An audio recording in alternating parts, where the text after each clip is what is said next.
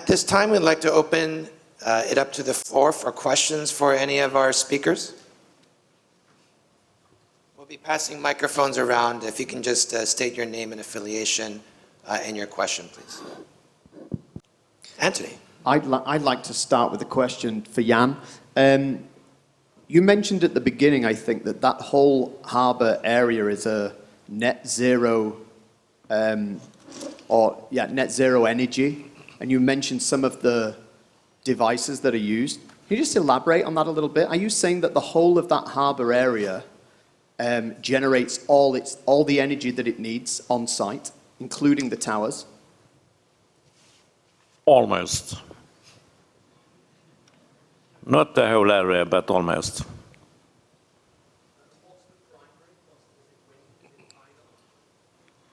So in that area, there's only one power plant, wind power plant in the area, exhibition area. But we are getting power from the city as well. There is 48 windmills out in the sea just outside to the right of the bridge to Denmark.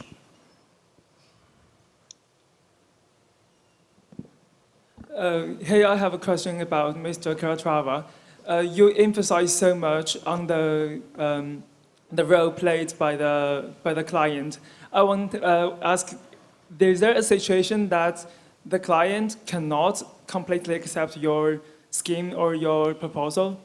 So when this kind of situation happens, how you try to convince your client, and you change your design, or you try to convince your client, how you deal with those kind of situations? Thanks. Well, there is no doubt that HSB is an experienced client, and as a developer has been already there for 90 years. I think it's even the eldest developer in Europe. And also people say that from every 4 houses or apartments in Sweden, 1 has been developed by HSB. So, I mean, you have to, however, to understand this is in Sweden. Sweden is a very particular country. It's like the half of New York in terms of inhabitants. You understand? It's not an enormous country. But it's a country who has, this is what I learned, not only from my wife, who is Swedish, you see, but also from HSB, and that is not by case that Ericsson is a Swedish firm, Volvo is a Swedish firm, Saab is a Swedish firm, and so on. So there is also very much a pioneer spirit in this country, isn't it? And I saw that very much in the way how they organize themselves, how they also went towards this, the problem, you know, in a very analytic way, and also in, let's say, in an enormous rational way to do things. And often you see why is important these facts, because a developer who has 90 years experience is a developer who knows that the amortizing of a building goes over 10 years or 15 years, which it makes things completely different. Even is a developer who knows the building survives us and stays there as a testimony of ourselves. So I mean, and this makes a completely different statement. I mean, you see the beautiful building you have here in Chicago, like the Chicago Tribune and many other fantastic landmarks you have, they have been built by people who knew, let's say 50, 60, 70 years later, when I will be here, it will be a person like me saying, that is a fantastic building, and thank you very much for the great gift you have done to us. So that is also, in my opinion, very important, that we a little bit reflect that is how important the client is, because the first thing that a client has to understand, it is the contribution that he is doing, you know, to the society, to the place, of course, defending the internet, and for this I have the client here close to me, and he has, he can also respond. So, I mean, I think it's important also because it's a housing building, typologically completely unusual, because such a slender building, as I say, you see, just for housing was quite a challenge at the time. And because, let's say, also the client embraced the idea the architectural idea of doing a very special form. So I do not know if I answered well your question, but in any case, yes, I think it's an important question. Actually, I have a follow-up question to Mr. Mori. You've seen two beautiful turning towers today. Would Mori Building ever consider building a turning tower? Twisting. Well, we Mori Building, as you may know, the Roppongi's completion timing was 2003. After that, Minoru Mori and after all engineering team choose the building as a designers, mainly KPF and some other Shizaperi or something, some architectures. But twisting building is not easy for the construction, and for economically, the efficiency ratio will be a little bit decrease for the square tile. So it's my personal comment. I don't like such type of too much twisted building. I'm sorry. We can persuade you at all today, just a little bit? Yeah, maybe as James mentioned, Philip, building management for the cleaning up the windows, it's not easy for such a twisted building because the glass is like shaped inside, slide inside, so not easy. At this moment, I will not choose. Okay, well, maybe we'll keep working on you. Okay. One more question from the audience. I'd like to ask Mr. Goettsch about the use of glass in a country like Abu Dhabi. And you talked about the Finns having a modest effect of shielding from the sun. What were the calculations and how much heat gain has to be compensated by air conditioning, and was that something the client was quite willing to pay for?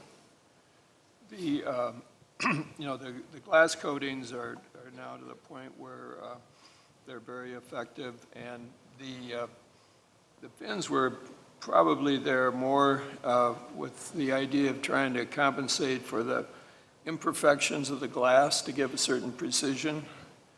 And in many ways, the shading was really kind of came after the fact. That's something that we kind of observed more than we were not necessarily calculating the heat gain or the heat loss. And so that was kind of a byproduct of the other objective, which was to give a glass building a certain precision that wouldn't be there normally.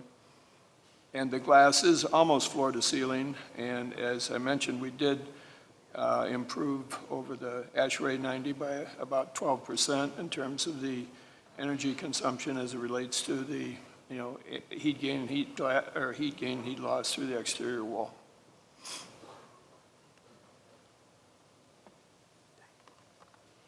So, sorry to hog the microphone, but I'd like to ask a slightly naughty question. In 2006, in this very room, the CTBUH held a conference called Tapered, Tilted, Twisted Towers. And the focus of the whole day was on these sometimes quite extreme sculptural forms. And the recession hit a couple of years after that, and many of those buildings were not built. And I sometimes get concerned about a building just having a sculptural quality, because if it doesn't relate to its context physically, environmentally, socially, then it can just be picked up like any piece of sculpture and put around the world. And so, my slightly naughty question is to Santiago. 10 years ago you designed and built Turning Torso, and 10 years on, we see Philip's project, which in many ways is fantastic, but it's kind of an extreme form of the twisted tower. And I want to ask you, if you'd be honest and tell us what you think of that tower and other towers that have moved on since turning torso. The last part I didn't understand, please. What do you think to Philip's tower and these extreme twisted forms that are happening around the world? Well, you see, yes, personally, I believe, you see, that architecture is an art. And Chicago emphasized that very well when you walk in the streets and you see those stone buildings, you know, the decoration done at the time of Sullivan, for example. Some of the pieces, you know, clocks in the street. Also the conjunction between buildings of Mies van der Rohe and the work of Alexander Calder. You see sculptures in the street and buildings. You see, so I mean, you can accept it or not. But the fact it is that if you buy a book on history of the art, you will find a section dedicated to architecture. That saying, you see, means also an exercise of humbleness, because, you know, to say that this part depends only on the architect is wrong. Depends on the client, very much. And there is not a good building without a good client. Even it can be some good buildings, even with architects who are not so good. But that is the reality, isn't it? Because the client decides finally, you see, even as a public institution, and here I want to underline the role of the Port Authority in Ground Zero. You see, the Port Authority, who has built the George Washington Bridge and the TWA terminal, you see, of Saarinen, masterpieces, you see, spend almost, let's say, more than one generation just repairing, maintaining tunnels and making small jobs, you see? And then suddenly they decide to do a great building in Ground Zero. They decide. It does not mean the building is great, but you know, they decide. Why? I tell you. Because they lost 85 persons. That's the reality. That is the reality. So, I mean, you see, we cannot go around these things. This is part of our life, of our existence. This is part of our feelings, and buildings are like that. They express ourselves. They remain there as an expression of our time, of ourselves, as a collective. See, when you walk in the streets of Chicago and you see these wonderful buildings, or you see the skyline of New York or Chicago, you think, you know, this is a great invention.